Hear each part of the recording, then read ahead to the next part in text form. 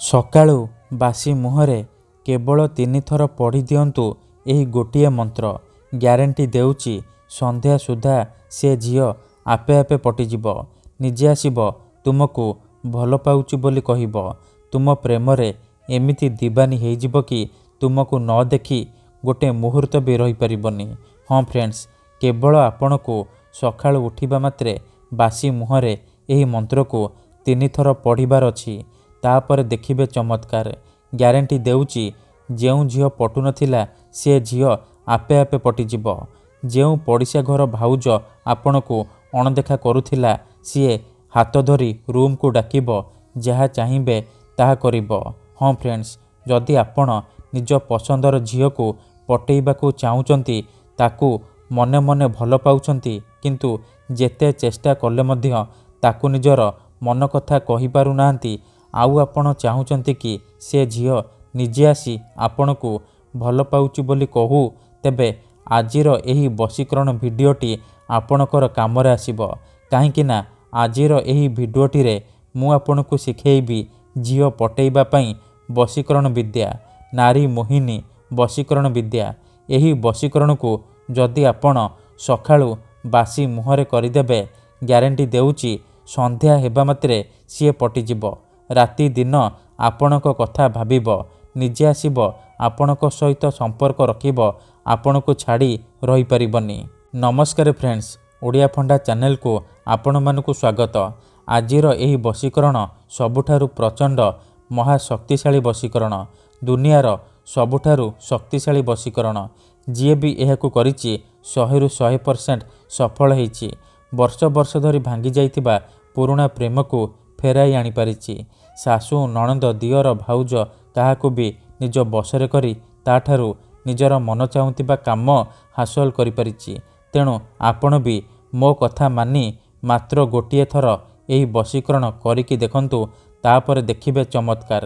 କିପରି ସେହି ସମୟଠାରୁ ସେ ଝିଅ ହେଉ ବା ପଡ଼ିଶା ଘର ସୁନ୍ଦରୀ ଭାଉଜ ଆପଣଙ୍କର ବଶରେ ହେଇଯିବ। ପାଗଳି ପରି ଆପଣଙ୍କୁ ଭଲ ପାଇବାକୁ ଲାଗିବ। ଆପଣଙ୍କୁ ନ ଦେଖି ଗୋଟେ ମୁହୂର୍ତ୍ତ ବି ରହିପାରିବନି। ତେବେ ଏହି ବଶୀକରଣ ବିଧିକୁ ଆପଣ କିପରି କରିବେ, କେମିତି କରିବେ, ଏହାର ପ୍ରୟୋଗ ବିଧି କ'ଣ, ମୁଁ ଆପଣଙ୍କୁ ଶିଖେଇବି।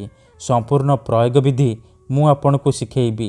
ଜାଣିବା ପାଇଁ ମୋର ଆପଣମାନଙ୍କୁ ଅନୁରୋଧ କି ଆପଣ ଭିଡ଼ିଓଟିକୁ ପୁରା ଧ୍ୟାନ ସହିତ ଶେଷ ପର୍ଯ୍ୟନ୍ତ ଦେଖିବେ। ତେବେ ଯାଇକି ଆପଣ ସମ୍ପୂର୍ଣ୍ଣ ପ୍ରୟୋଗ ବିଧି ଜାଣିପାରିବେ। ଅଧାରୁ ଛାଡ଼ିକି ପଳେଇଲେ କିମ୍ବା କାଟି କାଟି ଦେଖିଲେ ଆପଣ କିଛି ବି ବୁଝିପାରିବେନି। ପରେ ଆପଣ କହିବେ, ଗୁରୁଜୀ ଆପଣଙ୍କର ବଶୀକରଣ କାମ କରୁନି। ଦେଖନ୍ତୁ, ବଶୀକରଣ ଭିଡ଼ିଓ ଦେଖିବା ପୂର୍ବରୁ ମୋର ଗୋଟିଏ ଛୋଟିଆ ଅନୁରୋଧ ଶୁଣି ନିଅନ୍ତୁ। ଯେଉଁପରି ଆପଣ ଭଗବାନଙ୍କୁ ମାନୁଛନ୍ତି, ଭଗବାନଙ୍କ ଉପରେ ବିଶ୍ୱାସ ରଖିଛନ୍ତି, ନିଜର ସବୁ ଦୁଃଖ କଷ୍ଟ ଅସୁବିଧା ଭଗବାନଙ୍କୁ ଜଣାଉଛନ୍ତି, ଯଦି ସେ ଅସୁବିଧାର ସମାଧାନ ନ ହେଲା ତାହାର ମାନେ ନୁହେଁ କି ଭଗବାନ ନାହାନ୍ତି। ସେହିପରି ତନ୍ତ୍ର ମନ୍ତ୍ର ହୁଏ, ବଶୀକରଣ କାମ କରେ, କିନ୍ତୁ ଏହାକୁ ଆପଣଙ୍କୁ ସିଦ୍ଧ କରିବାକୁ ପଡ଼ିବ। ପ୍ରୟୋଗ ବିଧିକୁ ଠିକ୍ ଭାବରେ କରିବାକୁ ପଡ଼ିବ। ମନ୍ତ୍ର ଠିକ୍ ସେ ଉଚ୍ଚାରଣ କରିବାକୁ ପଡ଼ିବ। ତେବେ ଯାଇ ମୁଁ ଆପଣଙ୍କୁ ଗ୍ୟାରେଣ୍ଟି ଦେଉଛି ଆପଣ ଯେଉଁ ଝିଅ ବା ବିବାହିତା ମହିଳାକୁ ପଟେଇବାକୁ ଚାହୁଁଛନ୍ତି, ତାକୁ 100ରୁ 100% ପଟେଇ ପାରିବେ। ତାକୁ ନିଜ ପ୍ରେମରେ ଦିବାନୀ କରିପାରିବେ। ତାଠାରୁ ନିଜର ମନ ଚାହୁଁଥିବା କାମ ହାସଲ କରିପାରିବେ। ଠିକ୍ ଅଛି, ତେବେ ବଶୀକରଣ କରିବା ପୂର୍ବରୁ ବଶୀକରଣ ବିଷୟରେ କିଛି ଜାଣି ରଖନ୍ତୁ। ବଶୀକରଣ କ'ଣ ପାଇଁ କରାଯାଏ? ଯେତେବେଳେ ଆପଣ କାହାକୁ ନିଜଠାରୁ ଅଧିକ ଭଲ ପାଉଛନ୍ତି, ତା ବିନା ବଞ୍ଚିପାରିବେନି ଭାବୁଛନ୍ତି, ତା ପଛରେ ଗୋଡ଼େଇ ଗୋଡ଼େଇ ଥକିଗଲେଣି, ନିଜର ସବୁ ସମୟ ସାରି ସାରିଲେଣି, କିନ୍ତୁ ସେ ଝିଅ ବା ନାରୀ ଆପଣଙ୍କୁ ଭାव ଦେଉନି, ଆପଣଙ୍କୁ ଦେଖିଲେ ଅଣଦେଖା କରୁଛି, ସେତେବେଳେ ଆପଣ ବଶୀକରଣ କରିପାରିବେ। ବଶୀକରଣର ମାନେ ହେଉଛି ନିଜର ଭାବନାକୁ ଅନ୍ୟର ଦିମାଗରେ ପହଞ୍ଚାଇବା, ନିଜର ଭଲ ପାଇବାକୁ ସେ ଝିଅ ବା ମହିଳାର ଦିମାଗରେ ପହଞ୍ଚାଇବା, ମାନେ ଅନ୍ୟମାନଙ୍କର ଦିମାଗରେ ପହଞ୍ଚାଇବା। ତେଣୁ ମୋର ଆପଣମାନଙ୍କୁ ଅନୁରୋଧ କି ମନରେ କୌଣସି ଖରାପ ଉଦ୍ଦେଶ୍ୟ କିମ୍ବା କୌଣସି ଖରାପ କାମ ପାଇଁ ଆପଣ ଏହି ବଶୀକରଣ ମନ୍ତ୍ରକୁ ପ୍ରୟୋଗ କରିବେନି। କାହିଁକି ନା ଏହି ବଶୀକରଣ ମନ୍ତ୍ର ହେଉଛି ସବୁଠାରୁ ସହଜ କିନ୍ତୁ ମହାଶକ୍ତିଶାଳୀ ବଶୀକରଣ ମନ୍ତ୍ର।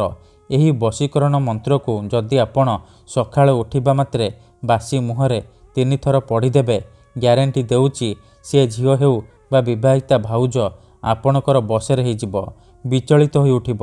ଯେପର୍ଯ୍ୟନ୍ତ ଆପଣଙ୍କ ସହିତ ସମ୍ପର୍କ ରଖିନି ସେ ଖାଲି ଛଟପଟ ହେବ। ତେଣୁ ଯଦି ଆପଣ ଏହି ବଶୀକରଣ କରିବାକୁ ଚାହୁଁଛନ୍ତି, ସେ ଝିଅ ବା ବିବାହିତା ଭାଉଜକୁ ପଟେଇବାକୁ ଚାହୁଁଛନ୍ତି, ତାକୁ ନିଜ ପ୍ରେମରେ ଦିବାନୀ କରି ତାଠାରୁ ନିଜର ମନ ମୁତାବକ କାମ ହାସଲ କରିବାକୁ ଚାହୁଁଛନ୍ତି, ତେଣୁ ମୋର ଆପଣମାନଙ୍କୁ ଅନୁରୋଧ କି ଆପଣ ଭିଡ଼ିଓଟିକୁ ମୂଳରୁ ଶେଷ ପର୍ଯ୍ୟନ୍ତ ପୁରା ଧ୍ୟାନ ସହିତ ଦେଖିବେ। ତା ପୂର୍ବରୁ ଯଦି ଆପଣ ଆମ ଚ୍ୟାନେଲକୁ ନୂଆ ଆସିଛନ୍ତି, ତେବେ ଦୟାକରି ଚ୍ୟାନେଲକୁ ସବସ୍କ୍ରାଇବ୍ କରି ପାଖରେ ଥିବା ବେଲ୍ ଆଇକନ୍କୁ ମଧ୍ୟ ଦବାଇ ଦିଅନ୍ତୁ, ଯାହାଦ୍ୱାରା ଆମେ ଯେଉଁ ବି ଭିଡ଼ିଓ ଅପଲୋଡ଼ କରିବୁ ସର୍ବପ୍ରଥମେ ଆପଣ ଦେଖିପାରିବେ ଆଉ ତାହାର ଲାଭ ପାଇପାରିବେ। ଠିକ୍ ଅଛି, ତେବେ ମନେ ରଖନ୍ତୁ ଏହି ବଶୀକରଣ ବିଧିକୁ ଆପଣ କେଉଁ ବି ବାରରେ କରିପାରିବେ, କିନ୍ତୁ ଯେବେ ବି କରିବେ ସକାଳୁ ବାସି ମୁହଁରେ କରିବେ। ବିନା ହାତ ଗୋଡ଼ ମୁହଁ ଧୋଇକି ସକାଳୁ ବାସି ମୁହଁରେ କରିବେ। ପ୍ରଥମେ ଆପଣ କ'ଣ କରିବେ, ଯେତେବେଳେ ରାତିରେ ଶୋଇବା ପାଇଁ ଯିବେ ଗୋଟିଏ ଗ୍ଲାସରେ ଚିନି ପାଣି ଆଣିବେ। ତାପରେ ସେ ଚିନି ପାଣିର ଗ୍ଲାସକୁ ନିଜର ସାମ୍ନାରେ ରଖିବେ। ତାପରେ 7 ଥର ସେଇ ଝିଅ ବା ମହିଳାର ନାମ କହିବେ ଯାହାକୁ ଆପଣ ପଟେଇବାକୁ ଚାହୁଁଛନ୍ତି। ପ୍ରଥମେ ଆପଣ ତାକୁ ମନେ ମନେ ଭାବିବେ, ତାର ମୁହଁକୁ ନିଜ ମନରେ ଭାବିବେ।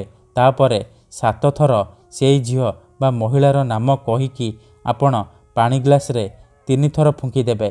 ତାପରେ ଆପଣ ସେ ପାଣି ଗ୍ଲାସକୁ ନିଜର ଖଟ ତଳେ ରଖିକି ଆପଣ ଶୋଇପଡ଼ିବେ।